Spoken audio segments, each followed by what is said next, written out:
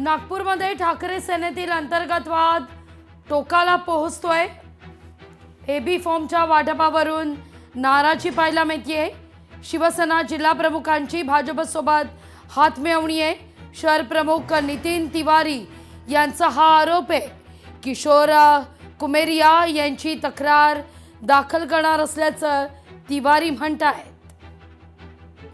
मला 1:30 वाजता AB form भेटला आणि तो एबी फॉर्म मी ओपन प्रवर्गातून मला एबी फॉर्म घेऊन मी सेंटर मध्ये गेलो आणि जेव्हा रजिस्टर मध्ये पाहिला तर तिकडे ओबीसी प्रवर्गाऐवजी त्यांनी ओपन प्रवर्गामध्ये एबी फॉर्म टाकून दिला किशोर कुमेरियाने। म्हणजे आता ओबीसी प्रवर्गामध्ये कोण आणि एक महिला ज्याची जिम्मेदारी त्यांच्याकडे होती ती कोण? फक्त मी आणि मंगला गौरे हे सोबत फॉर्म भरायला गेलो। आमची नगरसेविका होती 2 बेड्याची, आम्ही सोबत गेलो। आम्हाला खूप धक्का वाटला।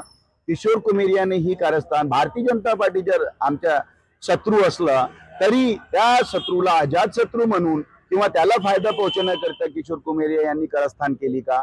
शिवसैनिकांसोबत माझ्यासोबत अत्याचार केला, आदरणीय उद्धव साहेबांसोबत पण विश्वासघात केला।